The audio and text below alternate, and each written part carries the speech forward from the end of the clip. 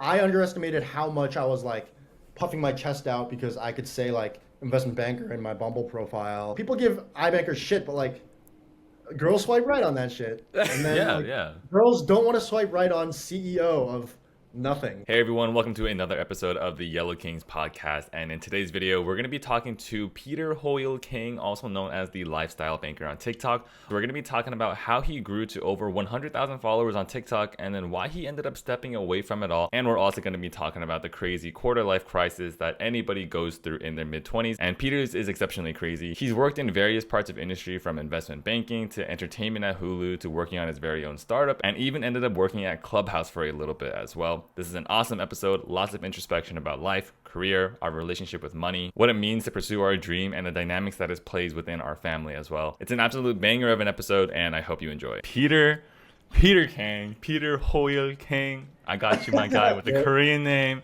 You know, Yeah. it's been a long time. We've known each other for probably coming up on 2 years now. Two and a Bro, half that's years. fucking wild. Yeah. I know, it's insane. But man, how have you been? I feel like Peter and I were kind of chatting a little bit, just catching up super briefly. But I feel like Peter's been going through a lot. He got lost in the man bun. I feel like that's a big signal for Yo, that's like a actually, dude. huge that's a huge step, you know? Yeah. Yeah. So kind of just wanted to, I don't know, Peter, do you want to just like a quick intro for the people that may not know who you are? Yeah, man, I don't even know anymore what to intro myself as. Because I've been quarter life crisising like hardcore for like seriously going on 2 years. I feel like when we met each other, when I started doing TikTok, I was already in the midst of it. I'm at the tail end of it, but anyway, I'm rambling. I guess in the context of TikTok, hello everybody. I'm Peter Hoyle Kang. I initially started making content on TikTok as the lifestyle banker, centered around like educational content, satirical content around finance and banking, Wall Street stuff, some Excel tutorials and things like that. Got good traction there. It wasn't. I think like I did it hard for like a year, got to about 100K plus followers. I think a lot of us stalled out in that area because we had white collar yuppie jobs, and like there's this kind of duality of like how do we make it make sense with our job, or like how do we make it as lucrative or better than our white collar opportunity cost jobs. Um, Oh yeah. Trying to find the icky guy through that, I think is tricky. Did you Uh, say icky guy? yeah, yeah, yeah. That's so good. Yeah, yeah, Yeah. yeah. I like the terminology too. Yeah, yeah.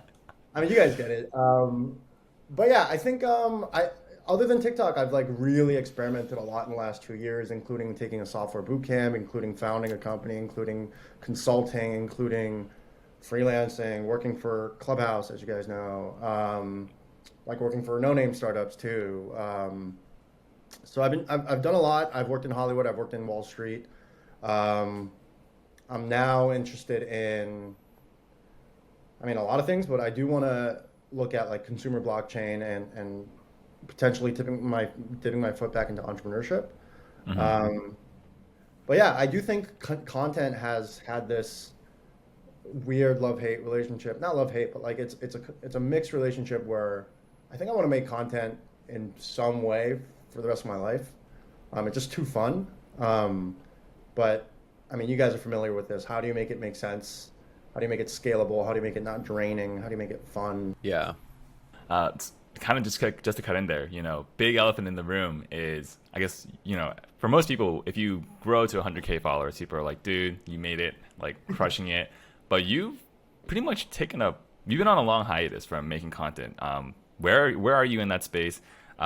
I guess, would you say that you quit making content for now? Or if so, if it's just a prolonged hiatus, I guess what was that, what was the motivation behind that decision of no longer making content and stopping when you still had quite a bit of headwind or tailwinds, like with Yeah. 100K followers, and just dropping that all? Because for most people, I think most people would have a hard time dropping that.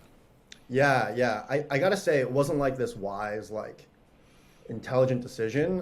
It was a mix of like strategic overwhelm and overload, and like trying to optimize for too many things at once. And then I just got burnt out and I just kind of faded.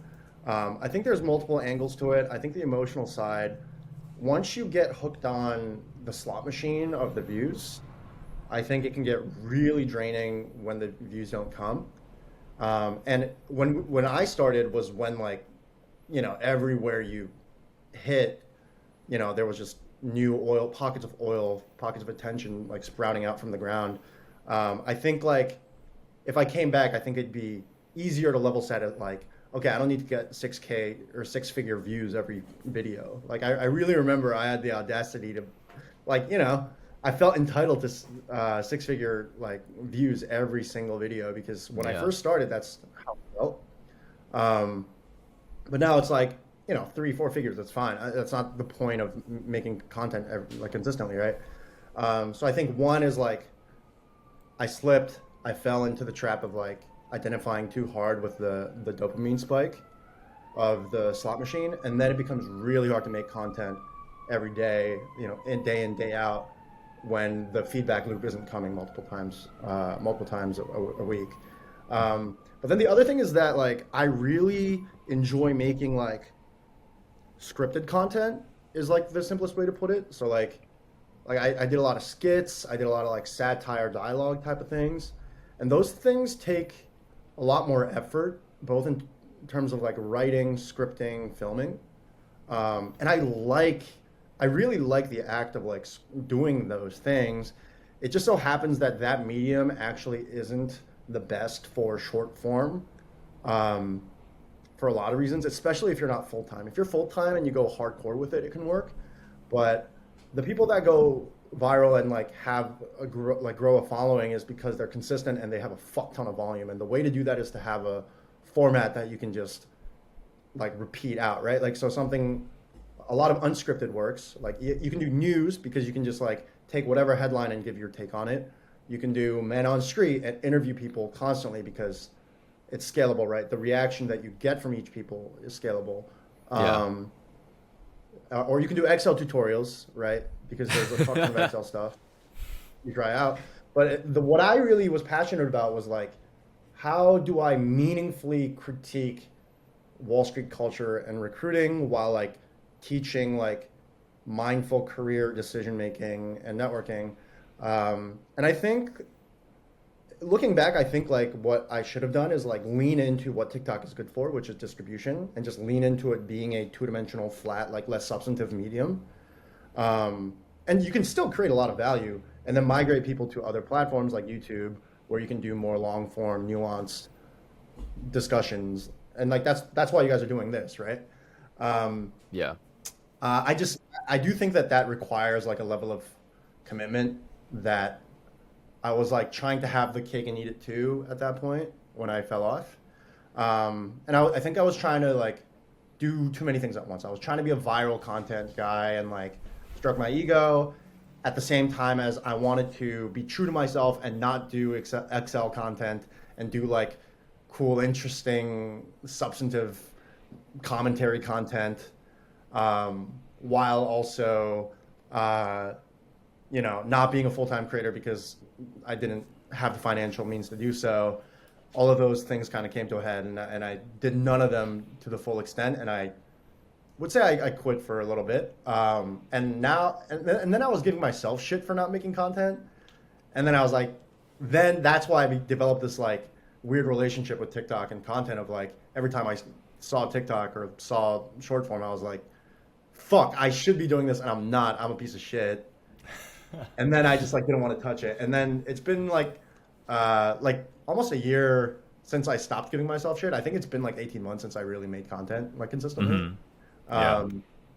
Now I'm at this place where I'm like, okay, I'll get back to it when I'm ready. And I think, again, I don't want to make false promises again and then like develop this thing. But I mean, this is another piece of news. I got laid off from Clubhouse. Mm-hmm. So from there, I have a lot more time to now think about like, okay, maybe this is the right catalyst to start making content again. Yeah. Damn. I'm actually kind of curious. Like, answer, so feel free to like cut me off and shit too. No, this is good. This is good. Keep going. Yeah. Keep going. Honestly. So I guess just to follow up on that, like that was probably like a tough decision to make though, to kind of quit making content. So I mean, for those of you guys that don't know, Peter, like, I don't know why I'm telling your story right now. You can tell it yourself if you want, but you left your job in Hollywood, a well-paying job, to basically go full on in startup entrepreneurship, content full form, and then eventually you went back to, you know, supplement your finances again with a job at Clubhouse, right? Like, how did that decision go to basically like make that jump back into, I guess, like the corporate realm? Because I feel like that was probably like an extremely tough decision that you had to make, to be like, all right, we're gonna take a pause on content. This shit kind of sucks for now, and how can I'll get back into the future. Reason I ask that is because I feel like that's a hard jump for me to make right now if I ever want to like make that leap, like back into like be like, all right, we're gonna pause this for a bit and then we're gonna focus on other things, because it's hard for me to stop making content. So I'm just kind of curious like what your process was when you were doing that. Yeah, I think let me give a little bit better timeline. So Yeah. I did 2 years of finance, 2 years at Hulu. And then I quit to work on a startup, like not content, like a tech startup, I guess. I shut that down after a year, and then commenced the exploratory, like true nomad, like try everything under the sun kind of era, which is when I started doing content. But yeah, I did join a startup and get like another like big 6-figure salary again for a bit, but then quit that in 6 months because I was like, this fucking ain't it. And then I tried to do content full time, which is when the thing happened where I was trying to optimize for too many things at once, and then I burnt out.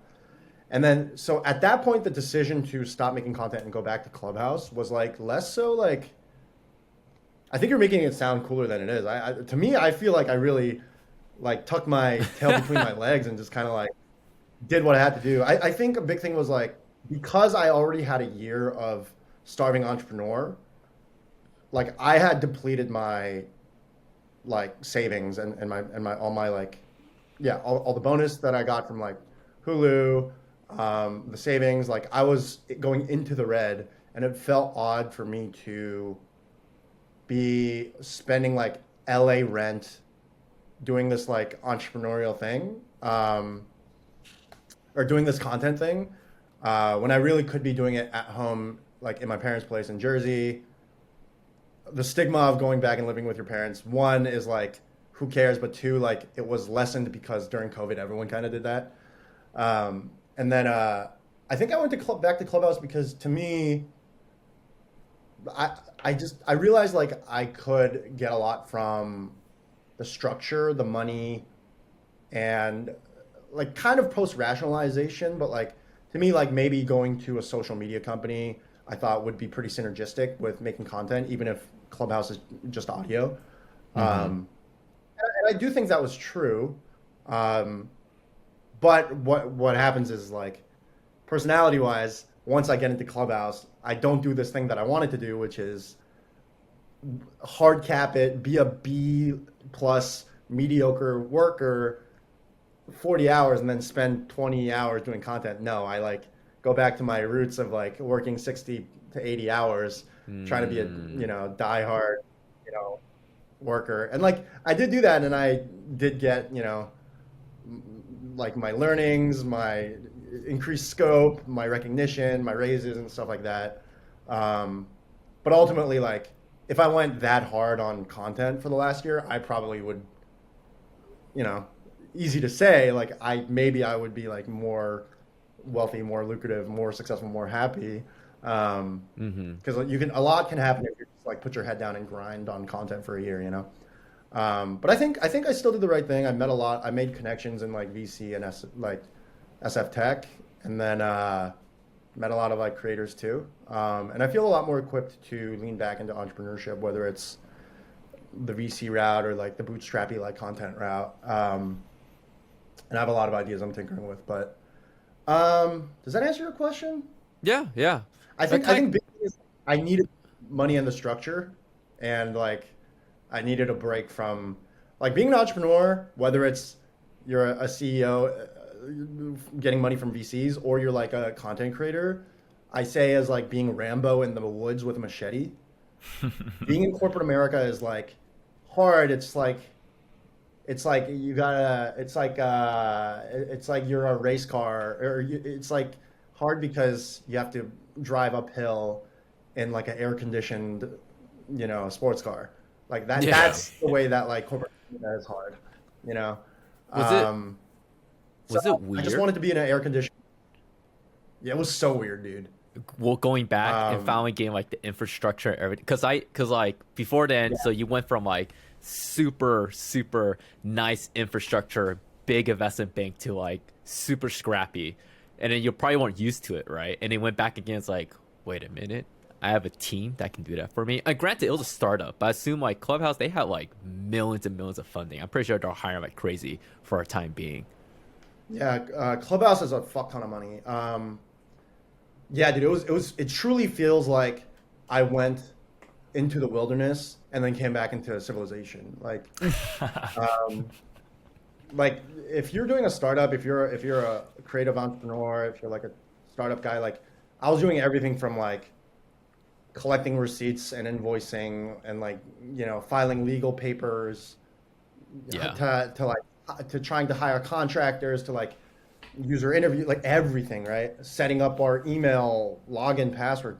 Going back to Hulu or going back to Clubhouse, I mean, like they you get your Silicon Valley perks, your like desk budget, your co-working budget, your a free MacBook, laptop. It's just different, you stay at these bougie hotels. Um, the very normal googly Facebooky stuff. Um, I think that's just nice to come back from the wilderness and be able to like stretch your legs and like the corporate equivalent of like taking hot running water showers again. Like it's yeah. nice. Um, I do think it like can make me softer in some sense. I do think it made me. I do think I was out of shape. Like entrepreneurship is such a different mental muscle than It's more corporate scrappy. America. It really, You gotta be yeah, it's scrappy. scrappier. Yeah, that's why like you put on like born natural entrepreneur. I don't think I'm a natural entrepreneur. You put natural entrepreneurs in a corporate setting, they don't thrive. They claw their own eyes out or claw their way out of the. It feels like a cage. Yeah. Um, and I think I felt a little bit of that. I think like people, there were sometimes I was very frustrated because people felt like a little bit in the box thinking. Um, and I think there were probably sometimes that people felt frustrated at me because there were some things that I was like super demotivated to do because I knew that it was more for the sake of corporate bureaucracy or optics. And I knew that it wouldn't move the needle. Mm, Um, but like to me, it's just like why I think because I did entrepreneurship, like I became more ruthless about like not spending calories on things that don't move the needle. But like when you're in a corporate setting, like you do the job because it's the job, right? yeah. Um, yeah. So that was interesting to see in myself. And I do think like I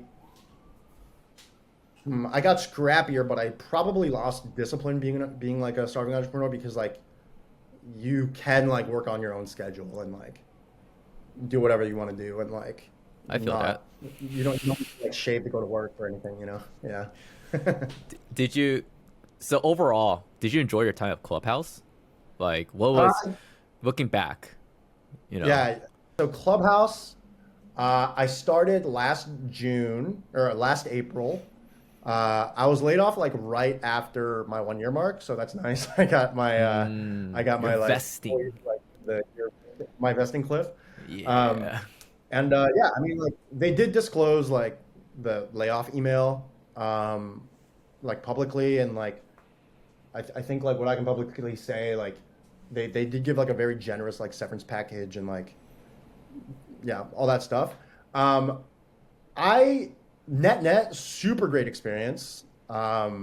I think like obviously like any job I had a ton of frustrations, but it wasn't anything more or less reasonable than it wasn't anything more unreasonable than like I had on like Wall Street or Hulu or anywhere. I think the amount of frustration I had at Clubhouse like pretty much reflects like after having done like 4 or 5 jobs now, like things that I'll have frustrated at any place I work at. I do think like I am learning that any like corporate team larger than like 5, 10 people, I'm gonna have like frustrations with that have to do with like just systems and like scale and like bureaucracy in general.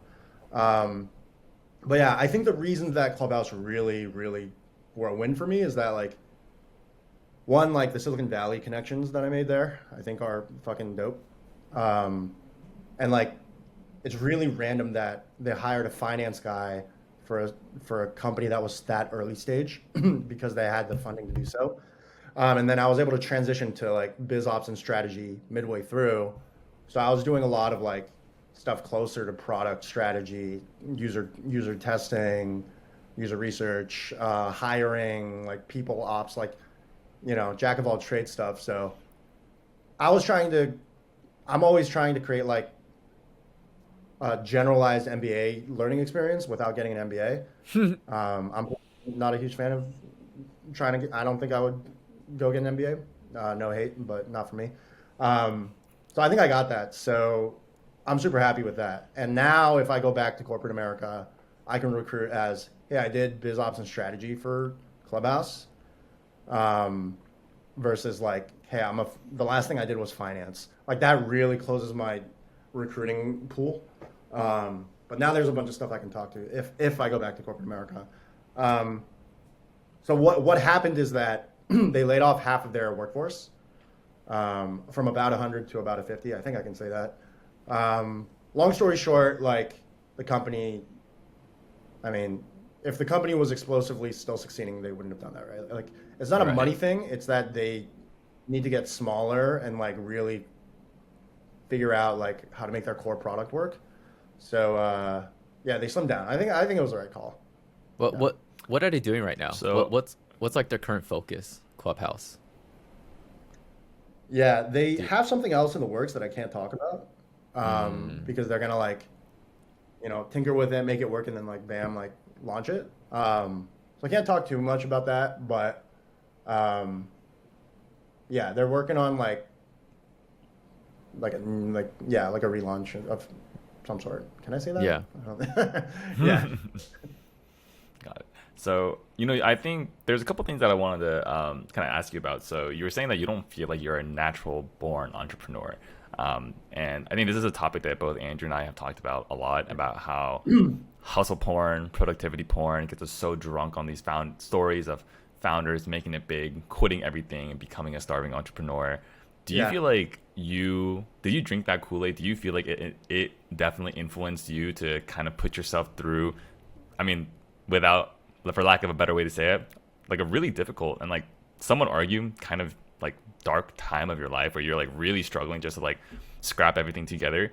Do you regret doing that, and like did it influence you? And if so, do you regret going through that phase of your life at all and being like, man, I hate this media shit, like don't believe it, like survivorship bias in the media? Yeah, so Dang, I feel like you're leading the witness a little bit there. I think you're leading me a little bit. Yeah, I think to an extent, yeah. I gotta say, I definitely like indulge in the hustle porn a little bit. I do think like, I'll like brush my teeth and like go to bed till like Kobe interviews and like, I love V. Gary Vee. I love Gary Vee. I love all those things. I think like Gary Vee above it all, like his hustle stuff go viral, but like his underlying message is like self-awareness and like mapping effort to ambition, right? Yeah. I think that's right. I think like if I were to like systemize like the way that like I want to be happy and successful is like iterate and like try a bunch of different things until you find the thing that like you're good at and energizes you, right? Because then you can like outwork and outperform like your peers. For me, like content, consumer products, like my confidence in that being my like thing that I'm gonna do is so high because I did iterate through all stages of like founder to like the most mature thing that I can do. I did everything in between. Yeah. And I've done like finance, corporate Hollywood, like startups, tech startup, like I've done the gambit enough that I know. Now I can be like, dude, sit the fuck still and grind for 10 years, like Gary Vee says. So I think a lot of people would.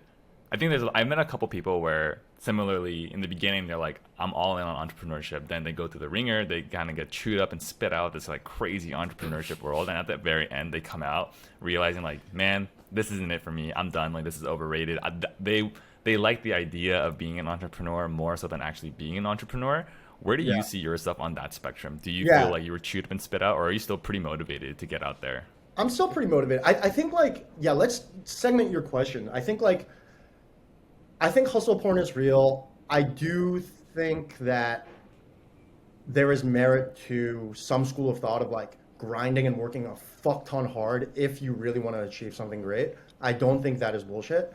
I do think entrepreneurship porn is a thing. I think people fetishize entrepreneurs and like being especially tech founders. I definitely regret drinking that Kool-Aid. Meaning like, if I look back, I really think my goal probably to, even if I keep my vanity, like, if I started a chain of laundromats and I'm raking in like six figures a month, that still achieves my goal of like wanting to drive a car, like a fancy car, buy nice clothes, retire my mom, have free time to make content. But like, for whatever reason, I wanted to create this, like, the startup that I worked on was this like gaming company that I wanted to make into $1 billion plus. And that's mostly because I want to flex on my college peers and like people on the internet. That's the sexy thing, right? Oh yeah. That I do think is lame. Just like, not because like, oh, like what a juvenile thing. Not even that. I'm not trying to even hate on that. It just like limits your thinking, because when I look back in the company that I worked on, what should have happened is like the right sequence to develop product and a business is find a market problem, build a solution around it that works, figure out what type of company makes the most sense like to support that product. And it's not always a venture-backed startup. For us, it probably would have made more sense as a Discord widget or like a web app that spits out like 5 figures a month. That's not the most technologically sexy thing, but like that would have given us so much free like room and cushion to like sell it or like use that seed money to like start the next thing. But like me and my co-founder were so hung up on like, no, it has to be the next unicorn, that it limited our thinking. So I think like people need to understand that like entrepreneurship does not mean tech VC. Entrepreneurship can be anything and everything from, TikTok, creator with ads, building a software app, e-com, shout out to Mang Mang. It can really be anything. So I think like entrepreneurship porn or tech VC fetishization is a thing. Entrepreneurship porn, I think, is also a thing where I'm like really rambling, but I just want to address all your points. I do think different types of people come in and out of being trendy, right? I do think like right now we're kind of past the peak of like the entrepreneurship thing being really trendy.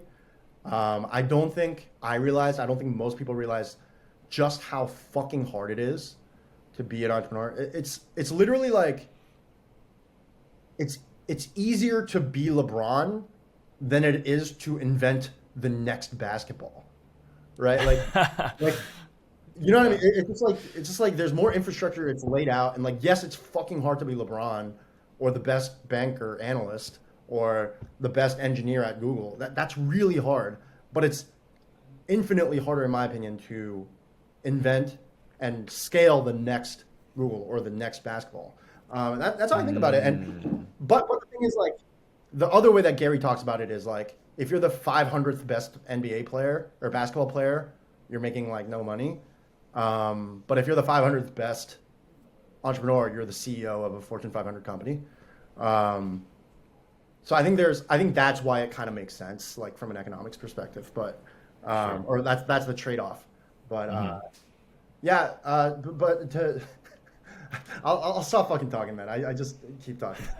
I got a lot to Dude, say. so I guess one thing I do want to ask, since this is a Yellow Kings pod and Yeah, we'll addressing the elephant in the room, we are all Asian men. I'm pretty sure we're all like first Yeah. generation too. So just wondering, shit. like, I think so, No, Thomas, right? we talked Yeah, about I it. think- We're second generation. No, we discussed no. this. First Wait, generation wait, means let's you let- moved to the States. You weren't born here. No, I thought first is you're born in the States. Like you're the first one born in. No, first means you moved to the States. Second means you were born in the States. Google sure about this shit. that? Peter, Alright, what's the someone- definition? I will let you guys decide, but I will say, just to let you know, I was born in Korea and I moved here when I was 7, so that will make 0. Wait, or 1. damn, am I the only one born in the States here then? Because I I was think born in the States. Ming, were you? Okay, never mind. I was born in the States. I moved to Taiwan when I was 1 year old, and I moved back to the States when I was 12. So Okay. I'm a unique specimen here. All right, well, Yeah. we're anywhere in the spectrum of 1 to 2. We're somewhere We're first still, or second. We're still cuspy. We're still cuspy. We're cuspy. Well, Yeah. I was born and raised in the States and never spent any time in Korea, so I'm like pretty American. I would say I'm the most American out of all of us, but It's a that's fucking besides the point. gipple. Anyways, Gipple. yeah, chill, bro. Don't use my Yo, Peter, my you ever- motherland against me like You, that. you ever go into our comment sections? It's that shit's fucking hilarious. You take Why? a read You're it. shitting on- Whenever whenever we talk about anything that's related to Korean, Thomas just gets roasted so badly in the comments. Dude, I'll say this. I fully disclose every time I speak about Korea. I always say, dude, I've never lived there. I do not know the country. So they can roast me all they want, but I'm not pretending to be like a Korea guru. Like I'm born and raised. I'm American. I'm Korean American for the Yeah. very comfortably so. It's okay, so- Thomas. At least you're not a U.S. imperialist like I just became today for some weird reason. Oh my god, you yeah. know? Man. So Peter, so what I wanted to ask you was like, how are your parents taking this whole entrepreneurship journey? Because I know that I'm just assuming maybe your family's different, but I feel like most Asian parents are pretty risk averse, especially if they immigrated to the States. You're like, dude, don't throw it all away. I know that my parents always tell me, do you need to do the entrepreneurship? Just climb the corporate ladder. And every time they say that, I want to like rip my eyes out. It hurts me so much in my soul. I'm like, I can't do that. But Yeah. you're actually doing it though. So how have your parents been taking it? Dude, I mean, my parents are definitely unique, and yeah, I feel that, man. That's hard. That's hard because it's like a big part of entrepreneurship is like mental conviction, and like not getting like every time your parents say something like that, it feels like this is Sparta like chest kicked you, and like you gotta like come back and like hold your ground later. But yeah, my parents they're generally supportive. I think like me going to Stern, NYU Stern, and then Wall Street, like kind of shut them up in some sense. So to give you some context, my dad's actually an artist. Like Whoa. yeah, but the thing is like, ironically, he's still like very traditional. Like he's the reason why I like decided to major in business. Otherwise, Wait, what I kind of think I would've artist? What gone- kind of artist? Real quick. Yeah, like paint on canvas, like abstract, like has Wow. Artist. at gallery. Yeah. Like That's like sick. truly like starving artist type. Like now he's an art professor at his alma mater in Korea. But like he identifies more as an artist who also is like an art professor. And like growing up, like we weren't very well off, like because he literally didn't have like a steady income stream, right? So like, I think like that definitely, it didn't directly impact me because he wasn't explicitly supportive of me going into something alternative. In fact, he was much more explicitly, he was like, why don't you do something a little bit more traditional, because I do think it would be a more comfortable life. He always kind of planted the seed that way. My mom was a pharmacist in Korea and then did like a bunch of like healthcare related stuff in America. she on the flip side was always like, do whatever the fuck you want. Like my mom and dad once got in a big fight because my mom said like, dude, like stop stressing, just go to community college for 2 years and transfer. Like that's what a lot of people do. Like chill, dude. And my dad was like, what the fuck are you talking about? Like he might as like, why not try harder and get into the best school he can and like set up a better Yeah. life for himself? And like, you know, both schools of thought kind of like have merit, but like are very different. But yeah, I think my dad kind of got off my back once I got into Wall Street. Mhm. And then I think from there he kind of knew that like him trying to give me career advice was like he was kind of out of his depths anyway. Yeah, so I think they trust me, and I think like there's always the card that I can play. Like, dude, like you're an artist. Like, we're gonna tell me not to fucking You did this shit too, man. I What are you love talking it. about? Yeah. I think there's that. But I do say I do think like that is also why I have this deep pressure. Like part of why maybe I burned out of content was that like I couldn't stand the heat of like the feedback loop of like when is this gonna help me get a living and like when is this gonna be legit enough for me to like stand in front of my mom and dad and like extended family and be like, hey, I'm a YouTuber making like 6 figures a month, not like, oh, he's in his room like tinkering with cameras. Like that feels different to an Asian family, right? Yeah. Yeah. So I don't think that doesn't exist, but yeah, we'll see how it goes. Like, look, like I'm in the process. I'm like work in progress. I haven't made it. Part of why I went back to corporate America is probably because I needed to tap out for a bit, gather my wits and come back. I do think like this is me being like, I'm not hanging up my towel yet. I needed a break. I needed to like sink my roots and gather my energies again. I didn't have any savings before. I was exhausted, right? So now I'm like smarter, wiser, have more resources, and truly like diving into entrepreneurship the first time, I underestimated how hard it was. Now I know Oh, yeah. that like not only do you need, not only like you can do it at any age. It's like truly a meritocracy in that sense. But like I do think like Wall Street you can do alone. Like meaning like you can just like clench your teeth, be anxious as fuck, grind it out. Entrepreneurship, you gotta have a lot more critical thinking and make a lot of bold bets and do sales, and do product Yeah. development and all these things. You need to not be in fight or flight. You need to have a social support network as well. You need to have like abundance mentality. You got to be the whole human, not just like squeeze out like reps like you can with like a lot of these like high paying stressful jobs. So that's kind of, I feel more, I know what I'm getting into a lot more if going back into entrepreneurship, and I feel better prepared. I gotta say, I don't think there's a single person I know that is better with the buzzwords than Peter. Whole human, abundance mentality. bro. Oh my god, dude. Cringe. Dropping gems on this podcast. Dude, that was so fire. Abundance mentality, whole human. I'm writing that shit down. I gotta use that in the future. That's so Dude. good. You sound like just like a broken record of douchebagginess. Peter's gonna make us sound a lot more professional, a lot more like well thought out on this podcast. Because usually just Thomas it being like, "Shit, man, shit's not working. The fuck's happening, guys?" Yeah, dude. Yeah, Story of my life. I got a question for you, Peter. So Yeah, man. You I guys are Thomas good and I at talk. this. Yeah, it's like Thomas and I talk about this a lot, about everything you just talked Yeah. about, pretty much about how like going into entrepreneurship, coming from like a very bougie, yappy job, being paid very well. Yeah. I personally feel like it kind of hurt me in a way when I went from investment banking into entrepreneurship because of two things. Number one, I thought my ego. I thought I was better. I thought I was smarter than everyone because I'm like, dude, I came from Wall Street. I'm a banker. This career path was so hard to get into. This entrepreneurship shit, gotta be easy. Gotta be easy, right? That was my first fault. The second fault was my bar of what making good money was so high at that point that like I feel like a lot of people online tout making 10K a month as like the goal, right? But for you and I, making 10K a month is less than what we're making. It's just like, why is that? Why is that a goal? So my question to you is, do you think working in Wall Street, investment banking, helped you or hurt you when you pursued entrepreneurship?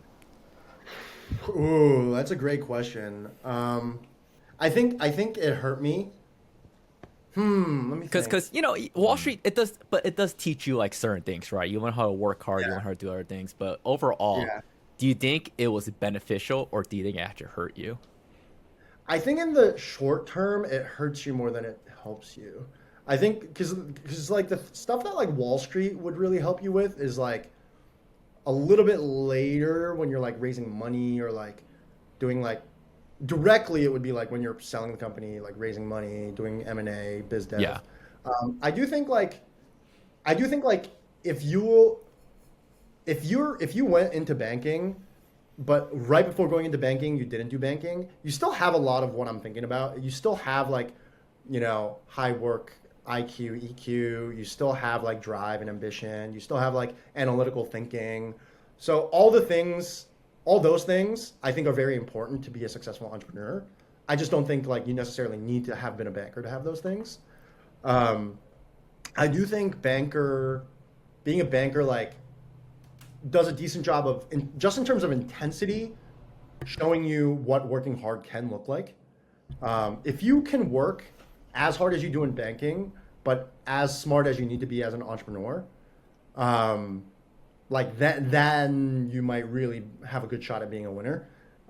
Because I do see entrepreneurs like doing the right thing, but like just not knowing that they need to like up the horsepower by like 20x and like have this feeling of like trucking through things that like you have to have in banking. I think that's like one key thing that like banking teaches you, maybe that like other places maybe you won't, that it would be harder to learn.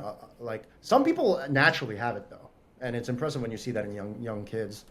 I think there's three kind of psychological things that banking actively like teaches you the opposite, and that's where it hurts you.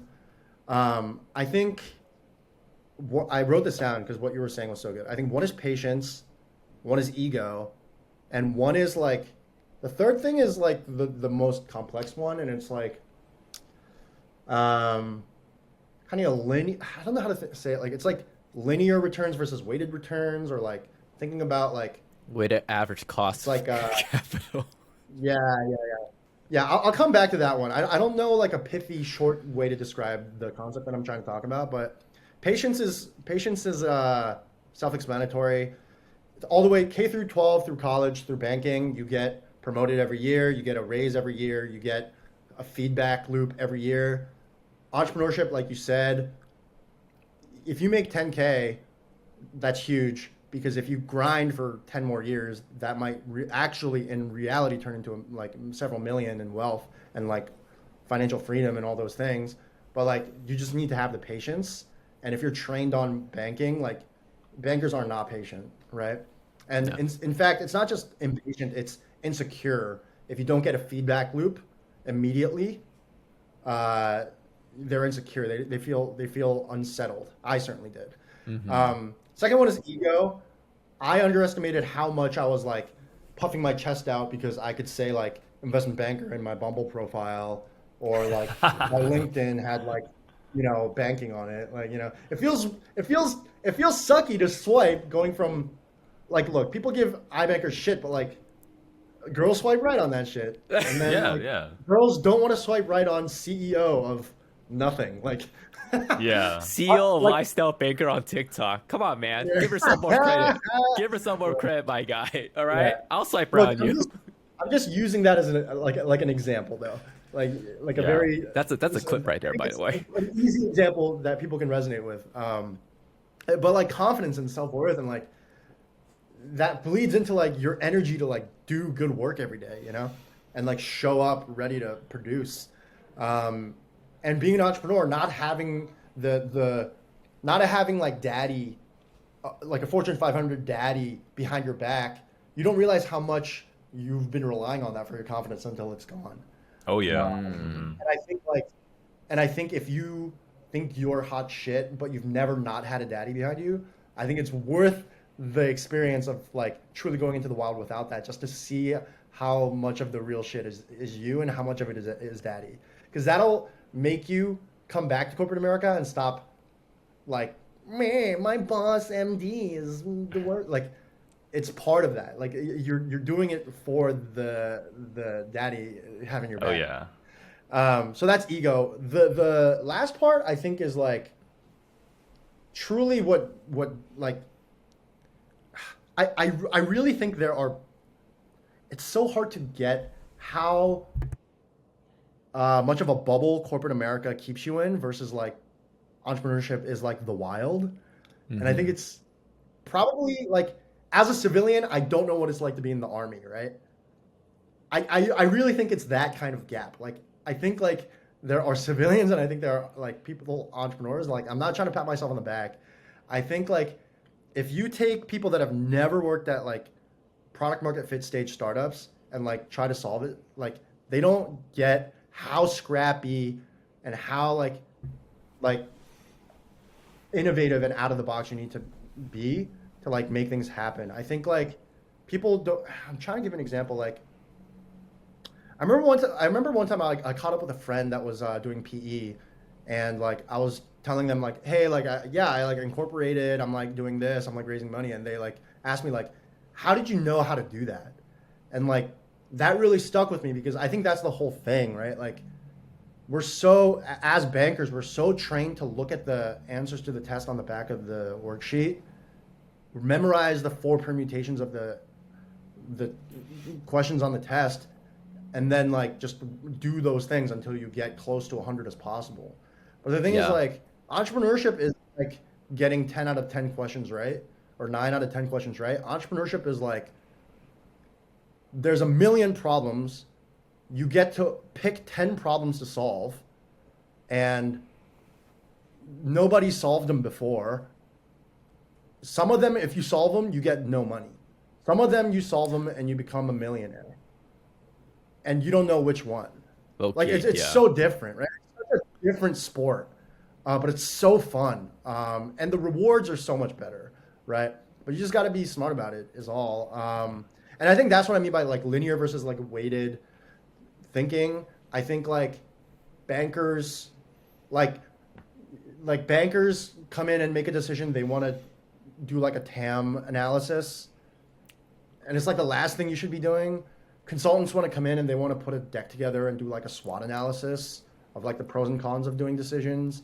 I realize data analysts and engineers want to like do a bunch of like building before. Like what you should do is you should talk to like 3 to 10 users and like really empathize with like shit that they have a problem with, and think about the skill sets that you have to like make their lives easier. That's like step one. And then figure out if like you think that's fun and worth solving. But yeah, I think that last part is like, that's not just banking. That's like all of like our schooling system. Like during the industrial era, we trained cogs, right? We wanted everyone to like do the same repetitive thing. And like, you want to get like high conversion, 90 percentile correctness. And you want it to limit like creative thinking and critical thinking. Entrepreneurship is just so fucking different. I'm trying to think of an example, but I can't think of a good example of like what out of the box like thinking is. Yeah, because Andrew, I guess I was wondering, should we ask? Is it a good time to wrap and ask those like last 3 questions that we were talking about yesterday? Let's do it. You want to do the honors? All right, cool. All right. Yeah. So, so essentially, now that we're nearing the end of the pod, kind of just we want to create some bit for each pod that we interview with somebody there. So we're like, all right, dude, we're mostly going to be doing Asian people. So what is like a question that general Asians can answer in that space, you know? Yeah, general Asians. So we have three short questions that we want to ask you. I'm just curious to hear what your responses are. Number 1 is, what is the one thing that you do that could get your Asian card revoked? Number 2, the most overrated Asian food any Asian food it may be. And Yeah. then number 3 is what's the most underrated Asian food that you just think it gets totally slept on. Ooh. Well, let's great do this one by question. one. Let's do this one by one. So first one is Yeah, let's- what is something that'll make you lose your Asian card? Fuck. That's I'll give you, just to give you some, maybe it'll be easier if you hear some sample answers. Yeah. Mine is the fact that I'm so embarrassed when I say this, but when I go get boba, if I'm really honest with myself, I'd rather get the fucking cookies and cream shake and not a fucking milk tea, dude. I think objectively it's so good, and I hate it, but that is me. So Yeah. Yeah. All right. Yeah, that's nice. White. All right. Yeah. Yeah. You got one for me? Yeah. Mine is. Oh, you're gonna love this one. Mine is when I want chicken wings on like a Friday night. You know, I'm feeling some wings. I will rather get Wingstop than Korean fried chicken. Straight up. I love my Buffalo Wild Ooh. Wings. I love my Buffalo flavors. hot take. Mango habanero, delicious. Korean fried chicken. Don't get me wrong, it's good. But on Friday night, I want to dip that Buffalo wings in ranch sauce. That shit's busted. Nah, that's not that contentious. With I'm Cajun the same. fries. I don't think that's that. Yeah. I don't think Hey, I would hey, refer some to it as people hard. will think that's. I mean, Thomas think that's a fucking I cardinal thought sin that was right a there. pretty spicy. All Pretty right. spicy I'm take. trying to think of something really fucking spicy. I'm trying to think of something like borderline racist. No, I'm just kidding. I can't think of. I don't know. We'll make it punchy. I want to give you guys a substantive answer because I definitely do some white ass shit. So All right. Peter, what is your answer? Oh man, dude, I think that it probably has to do with food. Mm-hmm. I don't know. I can't fucking think of anything. I can't think of. I'm just so authentically Asian in every I know. way. I mean, you were born and raised in Korea until 7, so you got your card. So Yeah. that gets the pass too. Like you can, that's a good answer. Like you don't have to say, you can live by that answer. Yeah, it's such a lame thing to do, but I can't think of anything, guys. I'm sorry. Dude, you're just more authentically Asian, and like nothing wrong with that, man. It's okay. So, you how about won't the get next you two? won't get hate comments like Thomas does. You know. So. Yeah, exactly. Interesting. All right, I'll But come then- back to then it. the- I'll come back to it and give you an answer if I can think of something. My friend said it's that like I snack on like the weirdest ass like 7-Elevens. Like I eat Twinkies and like Ooh. Oreos and milk shit. Like that's like definitely not that Asian, but like That's an okay answer. That's like not okay. gonna get it revoked, but like Yeah. you'll get that's you'll like get me like a being random gross. Like yeah. Like it's not gonna get your card revoked, but you'll get a random security screening if you were to Yeah, go to yeah, like yeah. Asian TSA or something like that. You know. Yeah. I'm trying to think of like Asian. I take my shoes off. I like Asian food. I like Asian girls. I respect my elders. I watch anime. I got my hair like this. Yeah, you got the Yeah. Gen Z Asian boy haircut. Yeah. Oh yeah. What about the other two questions? Most overrated Asian food, most underrated Asian food. Most overrated Asian food, I would have to say, I think like classically probably sushi, but like I think let me clarify.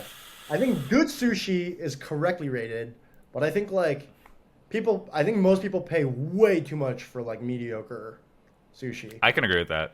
Like Yeah. just meh sushi is like not good, but like Mhm. good sushi is like a fucking piece of art. Yeah. But like that's when I'm paying like three figures for like omakase. Just a pretentious piece of shit. But I think more recently, Korean food has gotten way too fucking overhyped I agree. because yeah, I mean like that's because like I love that our culture is trending, but because people that don't know what good Korean food tastes like is flooding the market, Koreans can now charge more without and even lower the quality of the food. So like I eat bulgogi at some places and it tastes like overcooked beef with like sugar syrup teriyaki bulgogi sauce kind of in there, and it's like terrible. So If I see another TikTok recipe of somebody that pronounces gochujang as gochujang, I'm gonna off myself. I'm done. I'm done. oh god, Jang. Yeah, I ain't it. But yeah, I think the Korean recent Korean food, I actually think is my actual real answer there. Underrated, I would say. I think on the East Coast, Vietnamese food is super underrated.